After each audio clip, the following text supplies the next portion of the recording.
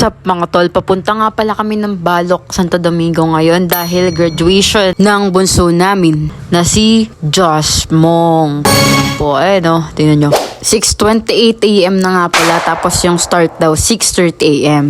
But luckily, pagdating namin, hindi pa naman pala nag-start. Kasi yung kapatid ko, naiwan daw pala yung toga dun sa kaklase niya. So, hahanapin niya pa yung kaklase niya or yung teacher niya para dun sa toga niya. Ay, nako talaga si Jasmine. Ayun, doon. Daan dito sa may kaliwa. Kaliwa. Sa first building. Andito na kami sa SDNTS. By the way mga tol, bago magkaroon ng K-12, itong school na to ay nag-o-offer na ng vocational courses. At bago ka nga graduate, kailangan mong ipasa ang TESDA assessment. Ang laki ng pinagbago ng school na to dati, yung simbahan na yan, Glorieta lang yan, maliit na gym. Wala pang building sa labas, lahat andito sa loob. Ang dahil na talagang pinagbago. Pero ang ganda ng trade ngayon. Pero kung mga alumni yan tatanungin, panigurado, yung lumang trade pa rin kasi nostalgia. So bumalik na ako ulit sa loob. Kasi sabi ng kapatid ko, i-video ko raw yung screen na andun yung pangalan niya. So ayan, let's go.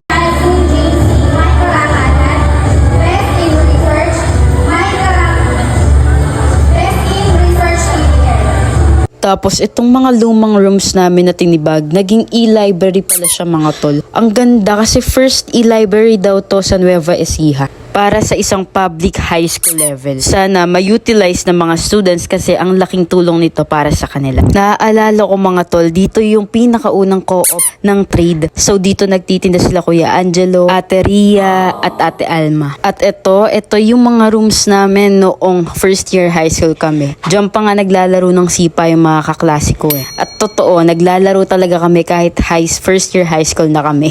Ito naman yung likod ng Nara 2. Tapos pag pumunta ka naman dito sa likod, dito naman yung room namin noong Aguinaldo kami. Ayan, sobrang vivid ng mga memories ko dito kasi dito ko nakilala yung mga kaibigan ko hanggang ngayon. Ito rin yung tinatawag na forest dito sa may trade. Kasi nga sobrang dami ditong puno. Ang relaxing dito, tapos makikita mo sila nagsisipa.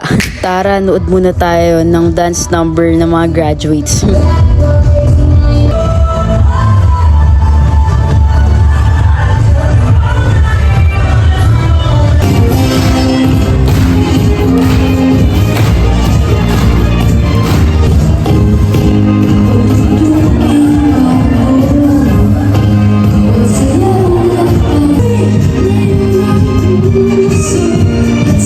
Uy, ang gagaling magsayaw ng mga dati kong teacher. Go Jasmine, go Jasmine.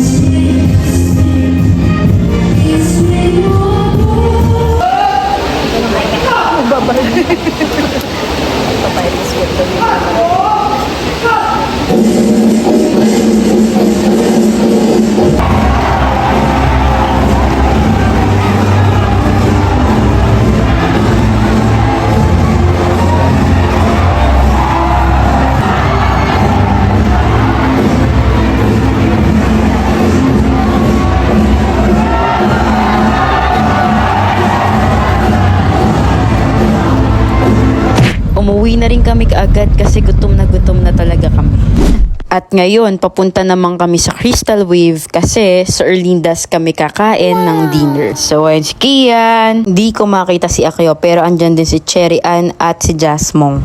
At ayun nga, naligaw-ligaw pa si Daddy kasi akala niya may daan dun sa Mang Inasal. Eh, hindi na rin kasi ito masyado nagpupunta dito sa Crystal Wave dahil sa Makati na rin siya nagstay. Nga pala mga tol, kailangan nyo lang dumiretso at dumaan dito sa guard para makapunta kayo sa Erlindas.